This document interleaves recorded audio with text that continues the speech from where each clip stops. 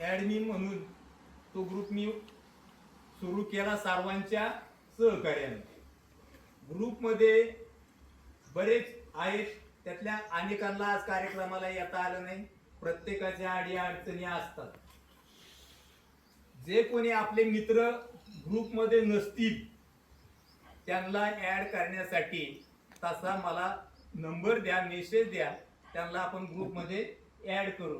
आता ग्रुप म्हटलं की थोडेसे मेसेज मागं पुढं होतात, नका वाईट वाटून घेऊ, सर्वांनी समजून घ्या आणि काही मेसेजकडे दुर्लक्ष करा. वाईट याचं वाटलं मला की आपल्या ग्रुपमधले 4-5 जण ग्रुप सोडून गेले.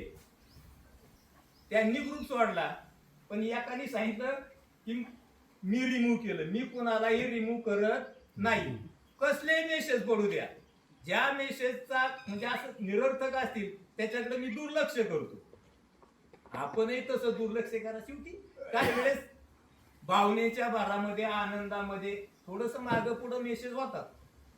आणि दुसरी गोष्ट, नाही आपल्याला व्हॉट्सअप वापरायला जमत किंवा व्हॉट्सअप वापरायचा कंटाळा येतो, तसं ती गोष्ट तर वाईटच आहे. डोकं हँग होतं बऱ्याच वेळा. पण निदान आपलं कसं चाललंय हा 15 दिवसातून एखादा तरी मेसेज ग्रुपवर टाकत जा. आपलं सर्टिफिकेट आहे ग्रुपवर मेसेज म्हणजे आपलं सर्टिफिकेट. आनंदी असल्याचं, जिवंत पण आनंदी असल्याचं सर्टिफिकेट येते. असो, मी पंचांग पाठवतो. पंचांगावरून आठवण झाली. पंचांग मी सुद्धा कायम मेसेज टाकत असतो. मी पहाटे 4 वाजता उठतो. मला थोडासा योगाचाही छंद आहे. आता तुम्ही स्टेटस पाहत असाल तर मी योगाचा जो एक ऑनलाईन क्लास चाललेला आहे त्याच्यामध्ये तो भाग घेतलाय. योगा मी करतो दररोज 1 तास माझा योगा असतो. 4 ते 5 योगा. आज मी तुमच्या समोर जो उभा आहे, माझी दोरी रिटायर व्हायच्या आधी तुटली होती.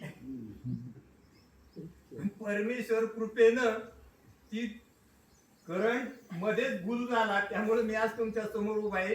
तेव्हापासून आजपर्यंत मी नियमित योगा करतोय.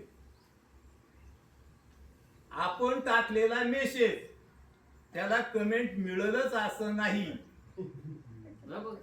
आणि कमेंट मिळाली नाही म्हणून कुणी नाराज होऊ नये. कमेंट एखादा महत्वाचा मेसेज असला, एखाद्याने जर कमेंट केली ना की पुढचा आवर्जून वाचतो. बऱ्याच वेळा काय होतं की आपण त्याच्याकडे दुर्लक्ष करतो, पण जर एखाद्यानं कमेंट केली तर त्या मेसेज मध्ये काहीतरी अर्थ आहे, काहीतरी घेण्यासारखं आहे असा त्याचा अर्थ होतो. म्हणून जो मेसेज तुम्हाला आवडला असेल त्याच्यावर कमेंट करा. म्हणजे नजर चुकीनं आमच्याकडून जर तो वर गेला असेल तर आम्ही परत आवर्जून वाचू. ठीक आहे, वेळात वेळ काढला आपण आलात. आणि अजून एक सांगायचं राहिलं, सध्या मी भजनाचा क्लास चालू केलेला आहे. भजन शिकतोय मी, भजन शिकतोय. हे केवळ माझ्यामुळं बाकीची तरुण जी कंपनी आहे ती त्या भजनामध्ये सहभागी व्हावी, त्यांना प्रेरणा मिळावी, त्यांना स्फूर्ती मिळावी. माझ्यामुळं ते भजन शिकतात आणि त्यांच्यामुळं माझ्या कानावर ते शब्द सतत पडून मी सुद्धा आता बऱ्यापैकी पेटी वाजवायला लागलो, 4-2 अभंगही म्हणायला लागलो. धन्यवाद. आता यानंतर